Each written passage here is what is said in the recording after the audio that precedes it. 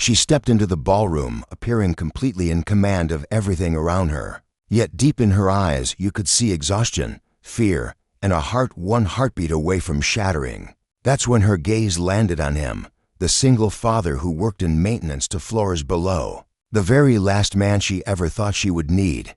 "Just pretend you're with me tonight," she whispered, her voice shaking in a way nobody in that elegant room would ever imagine. He stared at her, puzzled and caught off guard.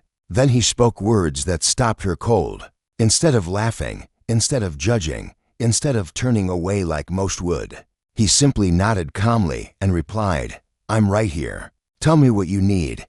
Before we continue this beautiful journey of the heart, please hit that subscribe button, drop a like, and let us know your feelings in the comments. Your love keeps Kindness Tales stories alive." The evening had started long before the chandeliers glowed. Noah had been pulling double shifts for weeks. Raising a child alone was never simple, but he never complained, not when his 7-year-old daughter still believed her daddy could repair anything, even a broken sky. He had just finished fixing an elevator when the company's CEO, Victoria Reed, walked in. Everyone knew her name, brilliant, fearless, a woman who had built an empire from scratch. But that night she didn't look unbreakable. She looked fragile. The doors slid shut and silence wrapped around them. Noah gave a small polite nod. She didn't reply. Her fingers trembled slightly while checking messages. He noticed but stayed quiet. He had learned long ago that the people wearing the strongest armor often needed gentleness the most. When the elevator opened, she paused. "Are you going to the company gala downstairs?" she asked, almost in a whisper. Noah almost smiled. "Him at a gala? No, ma'am," he answered softly. "I'm heading home to my little girl." She drew a slow, heavy breath, steadying herself. I need to ask you something," her voice broke. "Just pretend to be mine for tonight." Noah froze. "I'm sorry, what?" She lifted her eyes, pride barely hiding terror. "My former partner is down there. He's trying to destroy everything I've built. And tonight he plans to humiliate me in front of everyone. I can't walk in alone. I need someone I can trust, just for a few hours. Please."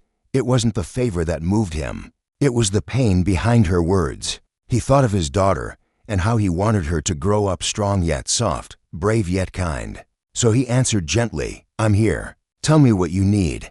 She exhaled as though she'd been holding that breath for years. They entered the ballroom side by side. Heads turned instantly, not because of Noah, but because Victoria Reed never surprised anyone. Until tonight. Her ex-partner Ryan walked over wearing a cruel smirk that grew wider when he spotted Noah. "This your plus one, Victoria?" He mocked. Noah felt her body tense. He rested a calm, steady hand on her lower back, not possessive, simply supportive. "Good evening," Noah said politely. Ryan laughed coldly. "Didn't realize you started bringing the maintenance crew as dates." Victoria's cheeks burned with humiliation. But before she could respond, Noah stepped forward, voice even and warm. "You know, where I'm from, a man's value isn't in his job title, it's in how he treats others. Looks like you forgot that lesson somewhere, Ryan." He turned to Victoria with the gentlest smile. "And Victoria deserves respect tonight. And every night. It wasn't shouted. It wasn't angry. It was quiet, sincere, and true." The entire room fell silent. For the first time in years, someone had defended her simply because she mattered, not for power, not out of fear, but because they truly saw her. The rest of the evening, Noah never left her side. He offered his arm through crowded spaces, told a soft joke when her smile faded, brought her water when her hands shook. Simple, pure kindness, the kind the world sometimes forgets.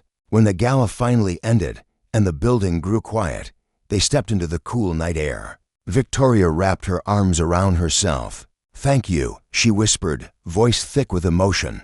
"You saved me tonight." Noah shook his head. "You saved yourself. I just stood beside you." A tiny, genuine smile appeared, one her employees would never believe existed. "I don't usually ask for help," she admitted. "I figured," he replied tenderly. "But real strength isn't pretending you don't need anyone. Sometimes it's letting someone stand with you." She looked at him for a long, quiet moment. "How do you stay so steady?" "My daughter." he said instantly. She reminds me every single day that the world becomes kinder when we choose kindness, even when it's hard. Victoria closed her eyes, letting the words sink in. She's lucky to have you. No, Noah smiled. I'm the lucky one. Light snow began to fall, soft flakes dancing between them. Almost to herself, she murmured, I can't remember the last time someone was gentle with me without expecting something back. Noah's voice was warm as the snow was cold. Then maybe tonight is the beginning of something new. In that moment under the streetlights and falling snow, the powerful CEO became simply a woman who had finally been seen. And the quiet single dad showed her that true strength wears kindness like armor. As they parted, she touched his sleeve lightly. I hope this isn't goodbye. It doesn't have to be, he answered with a smile that felt like sunrise. And something quiet and beautiful began, built not on wealth or status, but on one honest act of compassion that changed everything. Thank you for watching Kindness Tales Stories.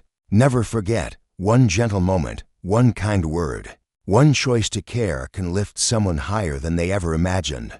Let's make the world softer together. See you in the next story.